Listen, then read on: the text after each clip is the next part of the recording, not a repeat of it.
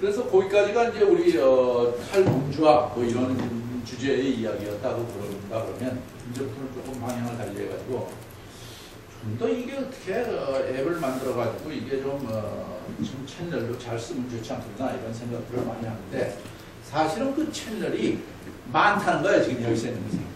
옛날에는 하나였어요. 직접 페이스 투 페이스로 채널을 열어가지고 뭐 물건 팔던 서비스를 했지만 이제는 정말 많잖아요. 이런 거를 이제 우리가 인정하려고. 그래서 나온 책이 뭐냐면 퓨처샵 이런 책 보셨어요? 퓨처샵. 미래의 거래가 어떻게 됐냐. 이거를 이베이가 쓴 책이에요. 이베이. 그래서 이베이가 일찍이 한 5년? 6년 된 것 같은데 이베이가 쓴 책이. 근데 상당히 이 책은 얇은 책인데 상당히 쓸모있는 책이라고 생각해요. 그래서 여러분들 꼭 사서 잘 읽어보세요. 그러면 여러분들 앱 개발하는 데 많은 도움을 줄 거예요. 이제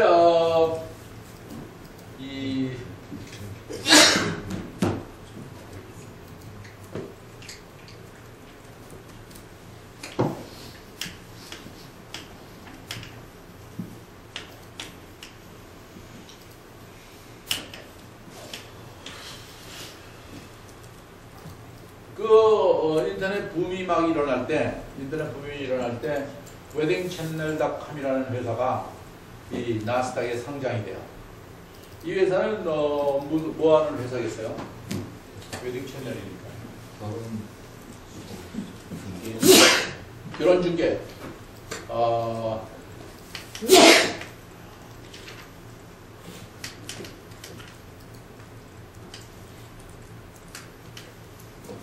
웨딩 레지스트리 하는 회사예요.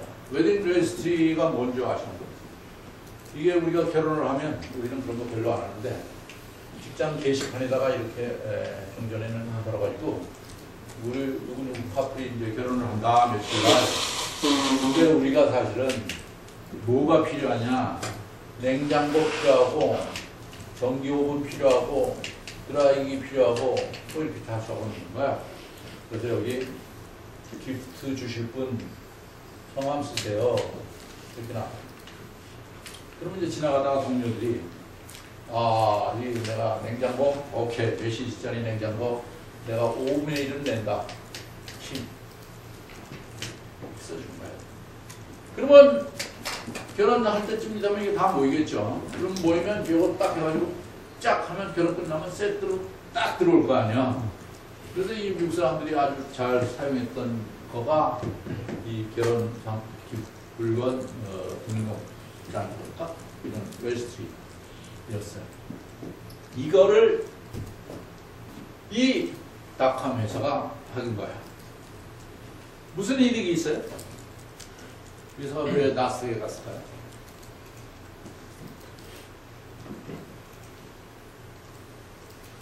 이렇게 하는 거하고 이걸 모아놨다 그러는 거하고 뭐 때문에 그 회사가 그렇게 많은 배팅을 받을 수 있었냐? 구매 일자를 알게 되니까 언제쯤 교환해야 될지 알 수 있으니 너무 필요로 한 사람이 있을 것 같아요. 그거보다는 조금 더 생각을 하십니다. 그거 가지고는 장사가 그렇게 잘 될 것 같아요. 대량인데? 맞습니다. 옛날로 치면 공동 구매가 가능해진 거예요. 그래서 여기 쭉 사면 여기 냉장고 있잖아요. 그럼 냉장고 어느 시대에 10대 100대 살 거 아니에요. 이 회사니까 모아가지고. 그러면 가령에서 한 대 사면 마무리인데 10대 그러면 9,000불에 준다고 그 회사에서 9,000불에 사가지고 조금 띄고 문화주면 된 거 같아요. 그죠?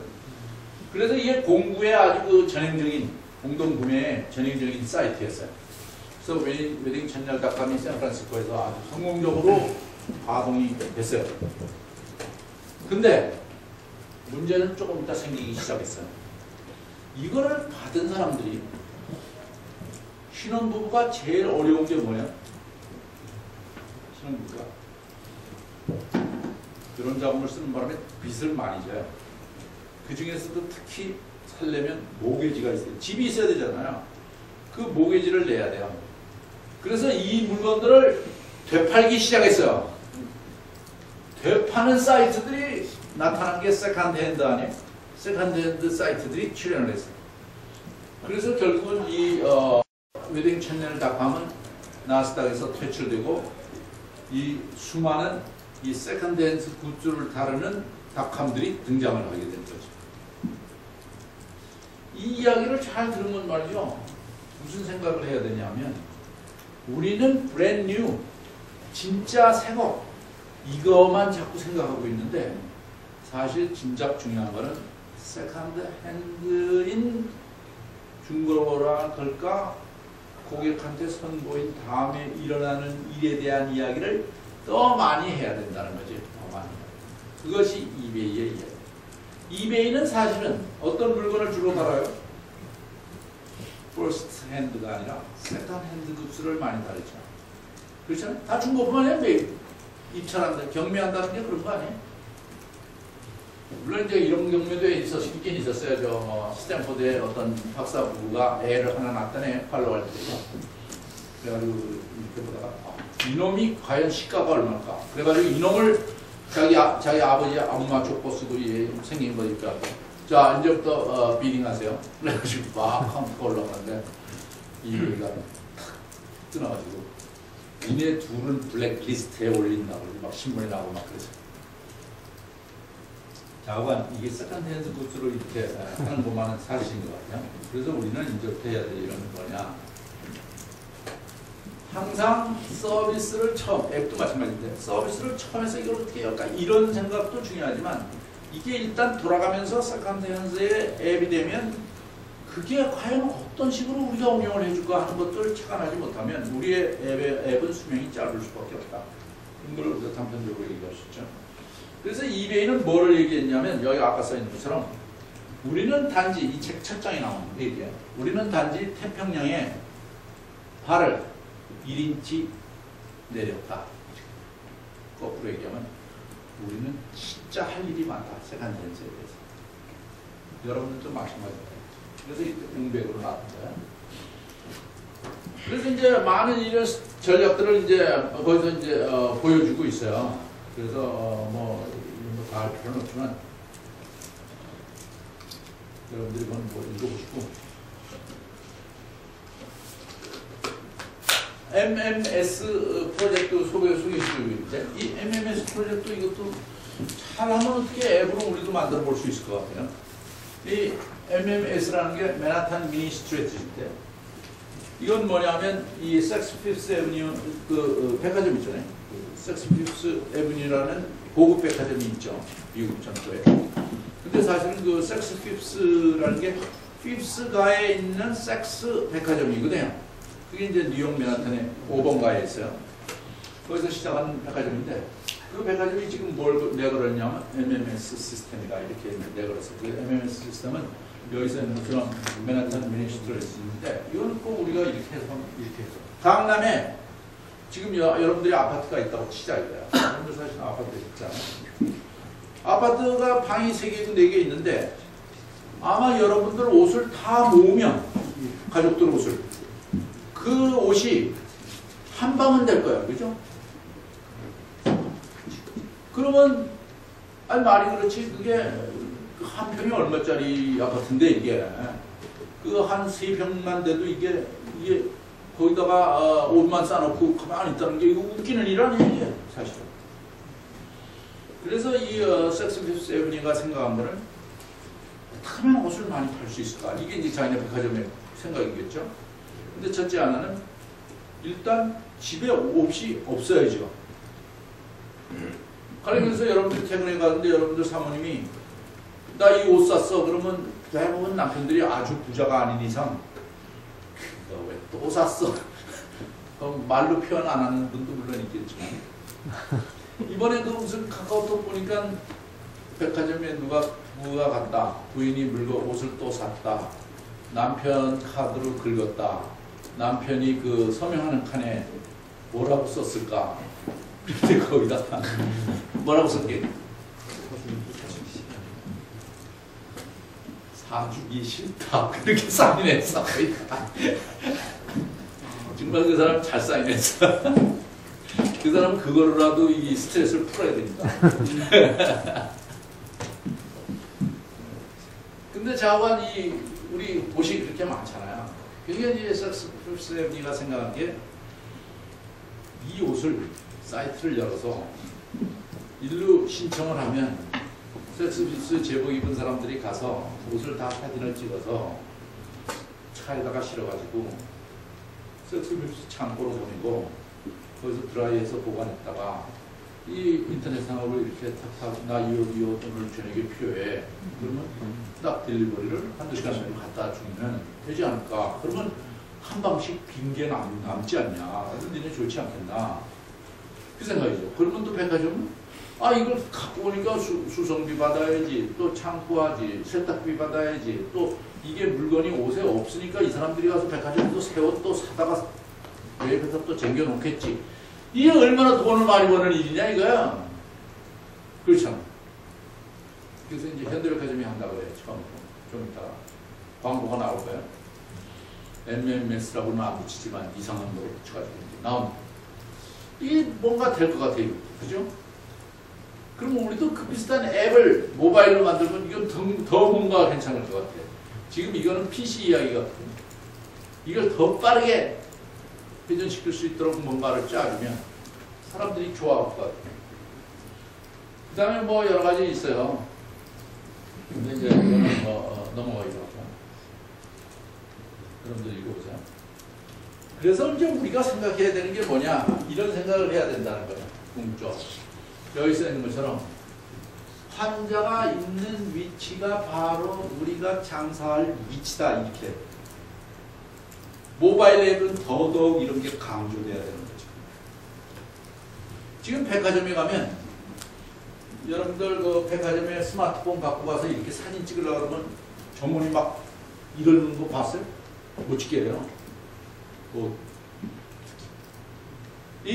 지금 이 우아기다. 그리고 우아기를 이 만들어준 메이커가 여기 이렇게 바코드를 붙여서 나오잖아요.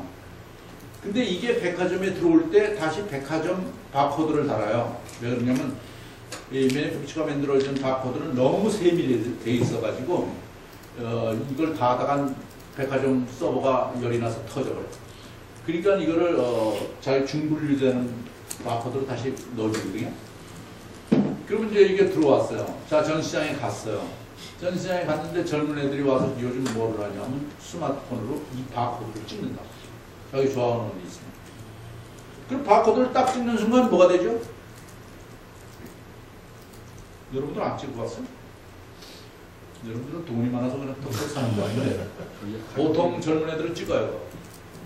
그걸 딱 찍어가지고 앱에서 딱 찍으면 그 순간에 여기서 반경 얼마, 자기가 거리 정하기 나름이에요. 내가 반경 2km네, 5km네. 2km, 5km 내에 똑같은 옷이죠. 뭐 이게 저 매니팩처 바코드를 지금 찍었으니까 이 똑같은 옷이 얼마였는지 다 나오죠. 그럼 백화점은 뭐 하는데? 샘플룸이지. 큰일 난 거죠. 그래서 백화점이 지금 일단은 메이커 이 바코드를 자르게 하는 메이커가 있고 못 자르게 하는 메이커가 있고 뭐 이래가지고 결국은 스마트폰 갖고 사진 찍겠다 그러면 못 찍게 찍지 말라고. 그게 뭐냐 하면 바로 고객에 서 있는 데가 우리 비즈니스다. 더 강하게 얘기하면 우리 경쟁자 매장이 우리 매장이다 이거야. 그런 생각으로 앱을 만들어야 된다는 거죠. 경쟁자의 위치가 우리 매장이다. 더군다나 이 모바일 앱은 컨텍스트를 읽는 거 아니에요? 그 사람의 지금 상황, 그 사람이 가지고 있는 지금 환경, 이거를 읽어드리고 있잖아요, 센서로. 그거에 맞는 그 매장을 왜 못 만드냐 하는 거예요, 우리가 앱은. 그러면 우리가 얼마든지 뺏어올 수 있다. 이게 이제 과거는 이제 옛날에는 병원이면 병원에 가서 이 사이비 병원이 환자 모아오려면 사이비 사람들을 대기실에다 보내가지고 뭐 다들 이러고 이거 뭐 척추 디스크 이거 해야 되나 말아야 되나 그러면 그 옆에서 나는 저 옆에 그 한의원에 가니까 뭐 기가 막히게 나왔어요. 뭐 이러면서. 그럼 기가 그거 쏠깃해가지고 막 가고 그랬잖아요. 지금 그거다 이거야 우리가. 우리 모바일 앱이. 그 상황을 읽어서 상황에만 대처하면 우리는 고객을 몰아올 수 있다. 봐야 된다. 그런 이야기를 우리가 할 수 있고요. 그 다음에 이제 그 중간에 써 있는 건 뭐냐면 우리가 지금까지는 이런 생각을 했어요. 한 번 트랜잭션을 일으켰다. 그러면 됐다. 거래가 끝났다. 이게 이제 고전적인 생각이죠. 지금 생각은 뭐냐면 한 번 거래가 일어났다. 이걸 너하고 나는 이제 영원한 채널이다. 그게 철학이다. 그게 이제는 채널이 열린 거다 이거야. 여러분들 가장 대표적으로 볼 수 있는 게 뭐예요? 여러분들 PC 사시면 탁 누르자마자 백신 또 백신 사세요. 업그레이드 하려면 이게 뭐 계속 나와. 계속 죽을 때까지 PC 버릴 때까지. 한 번 맺어진 건 영원한 채널. 그런 필링으로 만들어야 된다는 거예요. 앱을.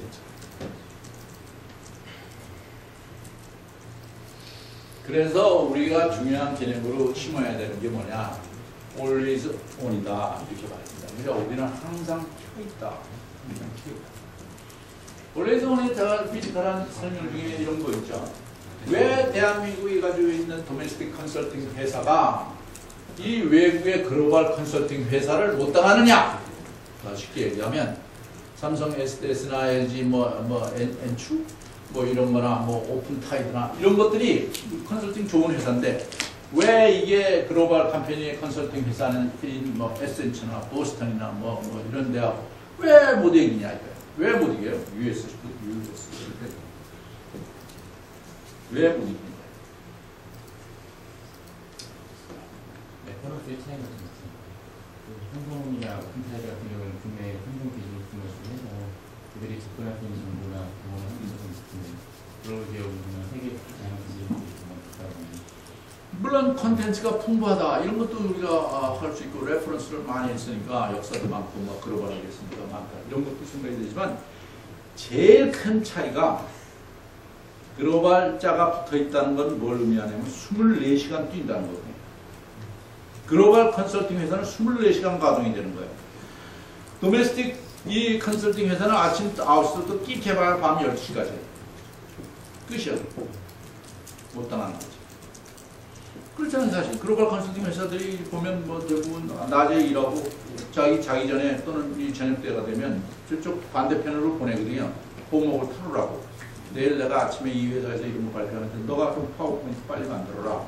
자료 수집해라. 그럼 자기는 그럼 이게 24시간 하여튼 그 프로젝트는 가동이 되는 거잖아요. 다 만들고 아침에 짜고 아침에 짜고 그 파워포인트를 딱 들고 와가지고 그 회사에서 프레젠테이션을 이 사람이 하는 거야. 근데 그 바보 같은 사람들은 이 앞에 앉아서 저는 어저께 나하고 카라오케 가서 노래도 부르고 그랬는데 어떻게 이걸 다 만들었나? 자기가 안 만들었는데 사실. 그렇지만 그 프로젝트는 24시간 동안. 그러니까 못 당하는 거야 이거는. 게임조차가 못 당하게 돼 있는 거라고. 24시간 체제하고 12시간 끼케야 뭐 돌아가는 체제하고는 안 되는 거죠. 그것이 바로 뭐냐면 always on.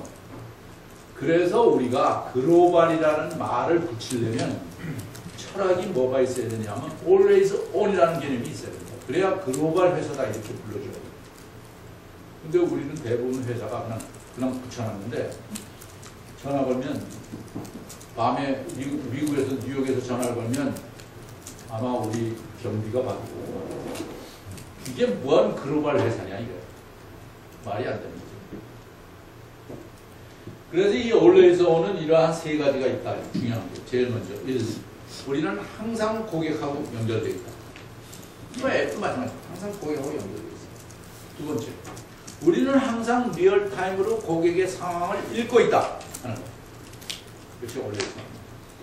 또 세 번째, 우리는 프로액티브하게 읽고 있다는 거예요.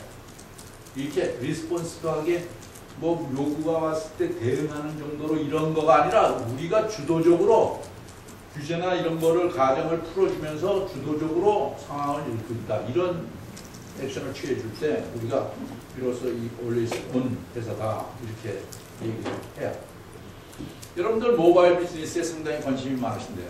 모바일 앱에 떠들어서 모바일 비즈니스에서 읽어야 될 또 하나의 책은 여기 나와 있는 6가지의 불변의 법칙을 쓴 일본 사람이 있는데 이 책이 있어요. 이 책을 사서 읽어보세요. 그래도 상당히 도움이 되는 책이에요. 그래서 이 책을 읽으면 이렇게 6가지를 설명하고 있어요. 첫째 하나는 Value over Culture. 또 하나는 모바일 인파워 됐다는 거고. 그 다음에 타임존의 밸류를 잘 우리가 이해할 수 있어야 되고, 그 다음에 모바일 스페시픽 BM에 대해서도 얘기를 하고 있고, 그 다음에 심플 플러스 컴플렉시티가 합성어로 된 심플렉시티라는 것에 대한 원칙을 얘기를 하면서 마지막으로 이 모든 것이 에코시스템으로 해석을 할 수 있어야 된다. 이거를 이제 설명하고 있어요. 이게 아마 모바일 앱을 개발하는 사람한테는 처음 읽어야 될 책인지도 모르겠어요. 그래서 우리가 이제 보면 여기서 시간이 좀 제약이 돼서 한 가지만 설명을 드리면 타임존이다 이렇게 생각을 하면 시간대라는 거는 사실은 어떻게 보냐면 시간대 무슨 의미를 갖고 있어요? 시간과 장소라는 거예요. 시간대는. 그죠? 그래서 시간과 장소를 엮어서 새로운 비즈니스나 서비스를 할 수 있도록 생각을 해야 된다는 거죠. 그래서 이 시간대가 제일 먼저 차별화되는 앱을 만들어내는 근간이다. 뭐 그래가지고 그거를 설명을 하고 있으니까 여러분들 한번 보면 좋을 것 같은데, 근데 야, 그 일본 책 그거 잘하냐? 우리 일본보다는 잘할 텐데 이렇게 생각하지 마시고, 일본도 배울 게 있어요. 일본이 ICT가 모자란 거 아니에요. 그 사람도 잘해요. 근데 이제 일본 사람들이 이러한 모바일에 대해서 자기네들이 그래도 잘 정리를 할 수 있다고 한 게 이 책이 처음 보면, 일본 사람 집은 작잖아요. 다 작아요. 실제로 사장님도 작더라고. 저 대회 가도. 그래서 이 사람들은 일찍이 PC를 못 샀어요. PC를 사갖고 책상에다 놓으면 더 이상 사무 공간이 없어, 집에서. 그래서 이 사람들은 모바일을 처음부터 도입을 한 사람들이에요. 단지 이 사람들이 국제표준에 의해서 모바일을 쓰지가 않기 때문에 좀 축소되어 있는 감이 있어도 모바일을 잘 쓰는 인물이죠. 그래서 특히 섬나라도 많고 그래가지고. 그래서 이 도코모가 이제 그 NTT의 도코모가 이 여러 가지 모바일의 기선을 잡으면서 나왔던 그 컬처에 대한 이야기를 설명하면서 이 책이 기술을 하고 있어요.